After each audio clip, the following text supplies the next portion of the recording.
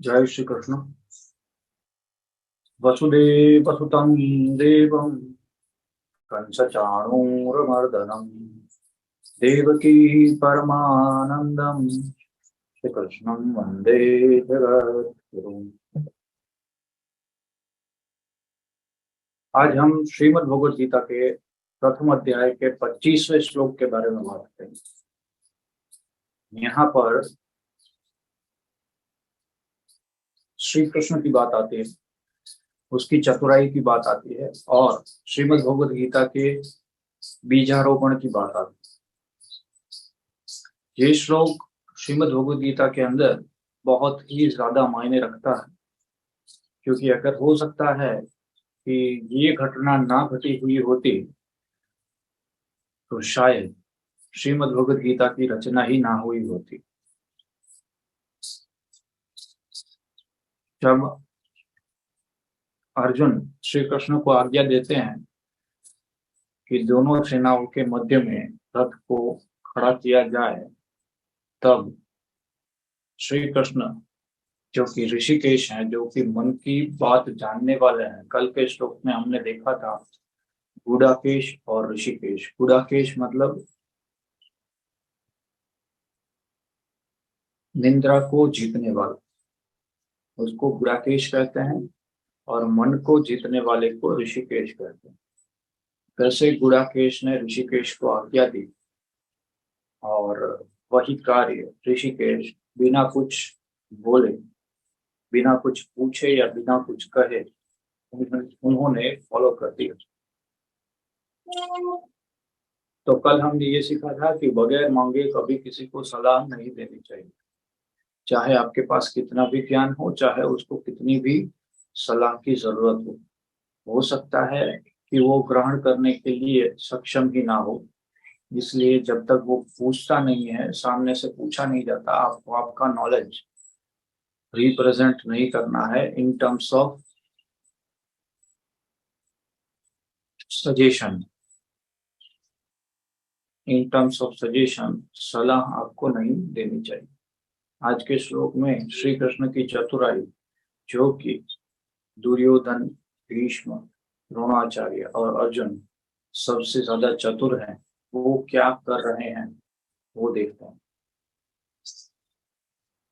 सेनायोरु भयो मध्य, तो सेना के मध्य में कल रथ खड़ा किया था, लेकिन कहाँ खड़ा किया था श्री कृष्ण ने,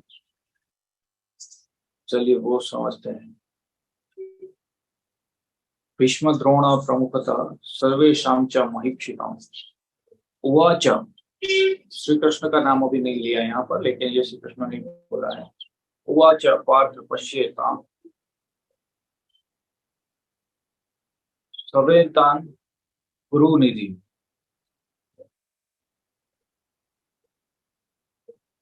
रथ खड़ा कर दिया भीष्म और द्रोण के सामने, और श्री कृष्ण चाहते यहाँ पर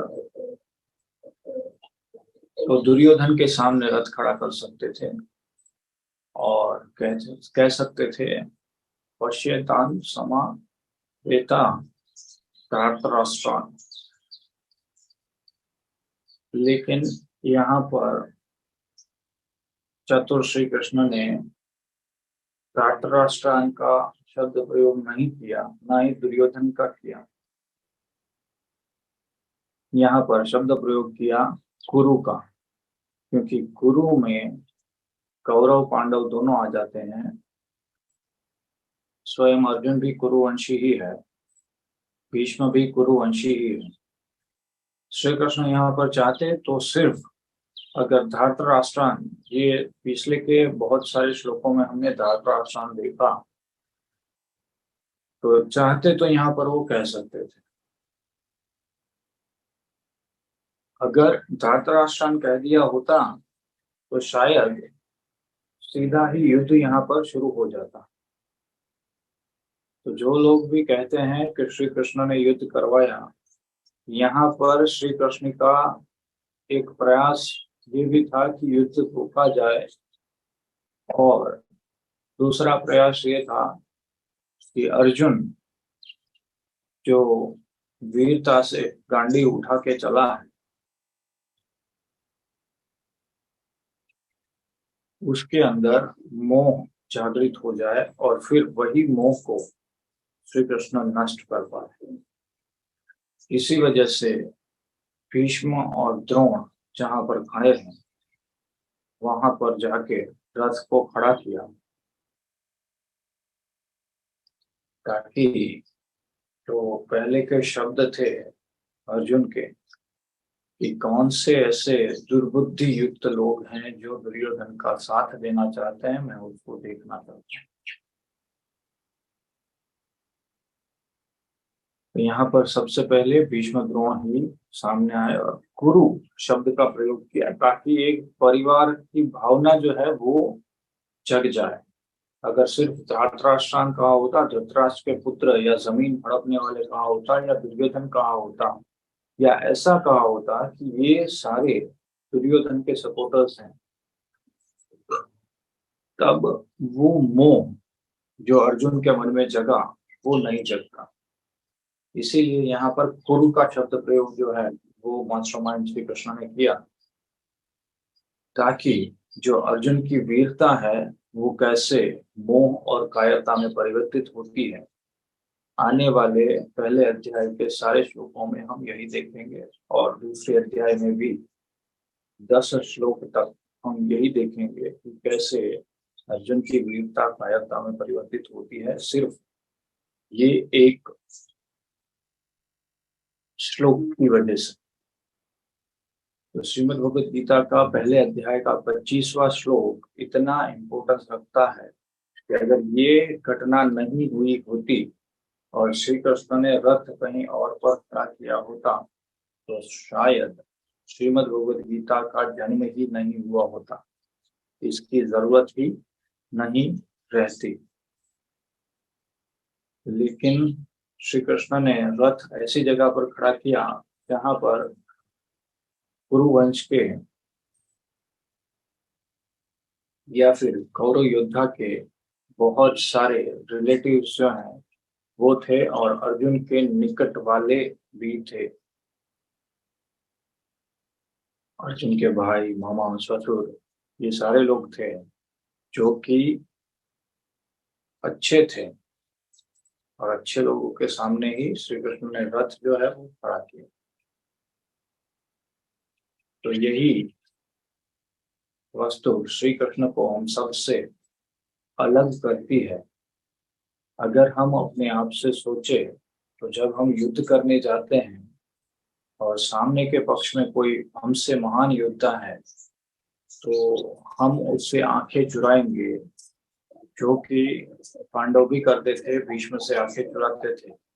लेकिन श्री कृष्ण जो है वो भीष्म और द्रोण की आंखों में आंखें डाल देख के कहते थे कि यू आर रॉन्ग, आप गलत हैं और आप गलत पक्ष में भी हैं। तो ये चीज हमें सीखने को मिलती है कि जब भी हमें कोई भी कार्य करना है तो हमें सबसे पहले अनफेवरेबल कंडीशंस जो है उसको एनालाइज करना चाहिए। यहाँ पर अर्जुन के लिए अनफेवरेबल कंडीशन जो है वो थी द्रोण और भीष्म का सामना करना। और वो सामना कैसा मुश्किल रहा अर्जुन के लिए वो हम जरूर से कल देखेंगे। जैसे पितामह को देख के, आचार्य को देख के, उनके मामाओं को देख के, उनके पुत्र पौत्रों को देख के, उनके मित्रों को देख के क्या हालत हुई अर्जुन की, वो हम जरूर से कल चर्चा करेंगे इसके ऊपर। जिस अर्जुन ने सेना को देख के शंखनाद सुन के अपना धनुष्य, अपना गांडी उठा लिया था, उसी अर्जुन की हालत सेना को देख के, भीष्म को देख के, द्रोणाचार्य को देख के एकदम से कुछ ही क्षणों में अलग हो गई। तो ये दर्शाता है माइंड सेट। कुछ क्षण में ही चेंज हो सकता है। तो चलिए, आज की हमारी सीख आपने ग्रहण कर ली होगी, ऐसा मैं मानता हूँ। अगर ग्रहण कर ली है जरूर से ग्रुप में डालिएगा, और हम जो भी सेशन कर रहे हैं इसकी नोट्स जरूर से बनाइएगा। ये मुझे भी काम में आएगी और आपको भी काम में आएगी।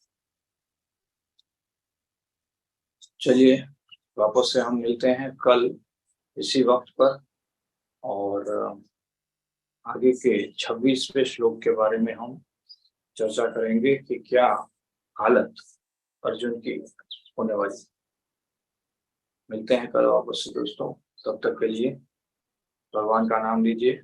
जय श्री कृष्ण।